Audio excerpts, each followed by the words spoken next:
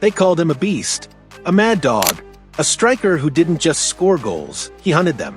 He didn't care if he bled, if you hated him, or if the referee showed red. He only cared about one thing: the sound of the net screaming his name. There are footballers who are made in academies, and then there are those forged in streets, heat, and hunger. Diego da Silva Costa was born in Lagarto, Brazil, in 1988, a small town where dreams were fragile and football was the only way to survive. He grew up watching his brother play barefoot in the dust.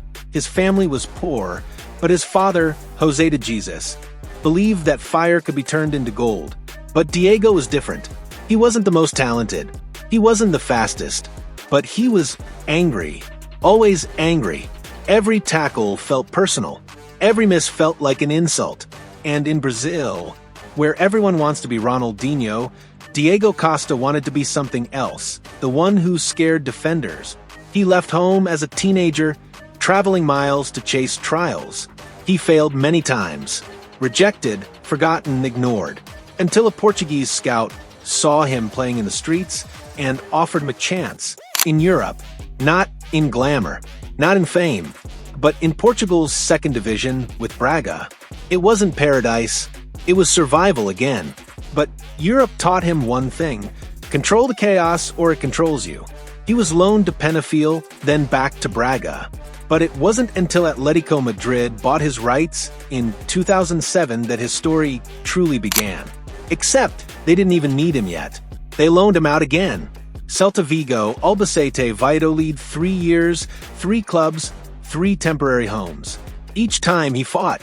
Each time he broke bones and broke defenders. He wasn't building a career. He was sharpening his teeth. And when he finally came back to Atletico Madrid in 2010, behind big names like Sergio Aguero and Diego Forlan, he was ready to burn the world just to be seen. But fate wasn't kind. Injury after injury. A torn ACL that could have ended everything. The mad dog was chained before he even started. Still, he refused to stop barking. Even from the sidelines, teammates remembered his roar. Costa never stayed quiet, said Thiago Mendes. He wanted war. Every day, even in training. He wasn't chasing approval. He was chasing blood. And when his knee healed, so did his hunger. By 2012, Diego Costa had become a man no defender wanted to face. At Atletico Madrid, under Diego Simeone, a coach who demanded war, not beauty, Costa found his true self. 2 Diegos. One mission: destroy anyone in front of them. Simeone saw the madness and smiled. Pain, he once said, is part of this team's identity. Costa understood that better than anyone. When Falcao left Atletico in 2013, people said the goals would leave with him. They were wrong. Diego Costa became the monster in his place. In the 2013-14 season, he scored 36 goals in all competitions. He bullied defenders, scored headers, chased every lost ball. He made Ramos furious. He made Pepe lose control. He made every La Liga defender wake up sweating. Atletico didn't play pretty football. They played his football: fight first, score later.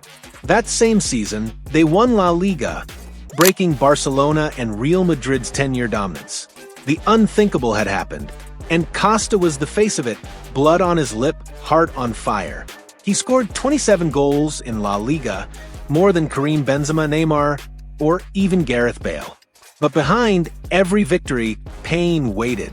The Champions League final, Lisbon, 2014. Atletico versus Real Madrid. Costa's body had been broken for weeks. His hamstring was gone, but he refused to sit out. He even took a horse placenta treatment, desperate to heal in time. He started the final. He lasted 9 minutes. 9 minutes before the beast fell. And from a bench, he watched as Atletico's dream collapsed in stoppage time. Ramos scored, then Bale, then the rest.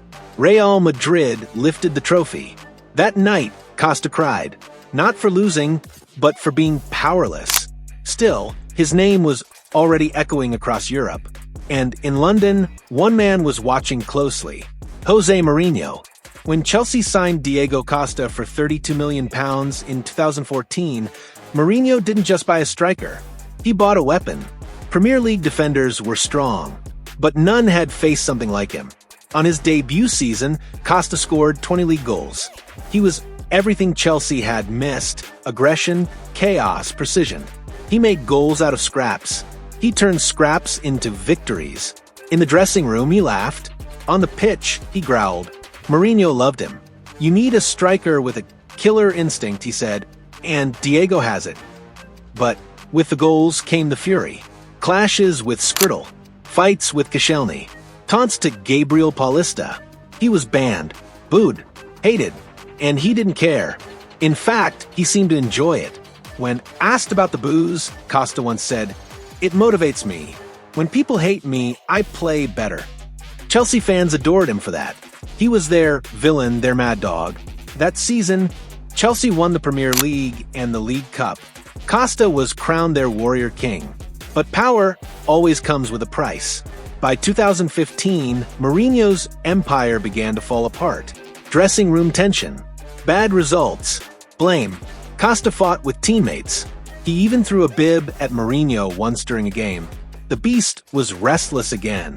When Antonio Conte arrived in 2016, he loved Costa's goals but hated the chaos.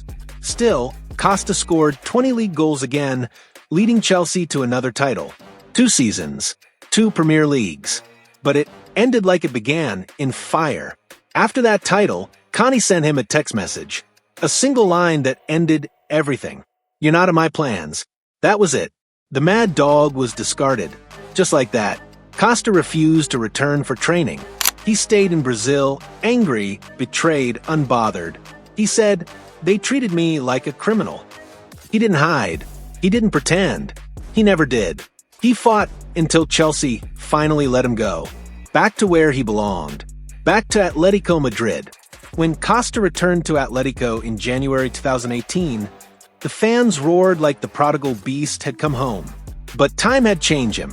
He was older now, still fierce, still strong, but the fire had scars. He scored on his debut. Of course he did.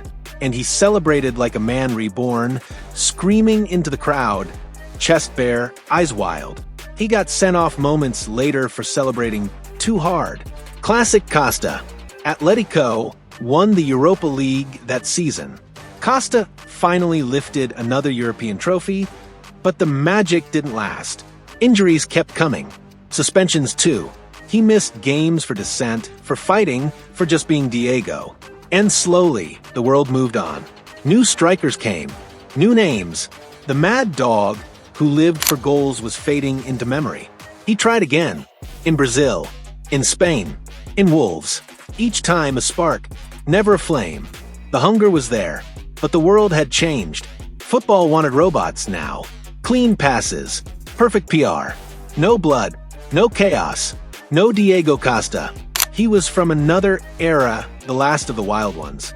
There's something tragic about men who live on emotion. They burn bright, but they never last long. Diego Costa gave football everything: his teeth, his blood, his rage. He left with 2 Premier League titles, a La Liga title, a Europa League medal, and over 200 career goals. He fought for Spain. He made enemies everywhere, and he never apologized. When asked about his image, he said, "I play football. I'm not here to make friends." That was his truth, and that's why people loved him or feared him. By 2023, Costa was a free agent again, a ghost of the man who once terrified Europe. No big farewell, no final game, no tears, just silence, the way all beasts go. Because the world never knows what to do with men like Diego Costa. You can't control fire, you can only watch it burn. He was never the best player, never the most skillful, but he was pure chaos turned into goals. And maybe that's what football needed. Someone to remind us that this game isn't just tactics and numbers. It's war, it's hunger, it's madness. Diego Costa lived for that. And even if he fades from memory, the echoes of his roar will stay. In every striker who plays angry, in every goal that comes from pain, in every fan who still loves the villain. Because not every hero wears white. Some wear scars and a grin full of fury. And his name was Diego Costa. Subscribe to Last Minute FC channel for more powerful football stories.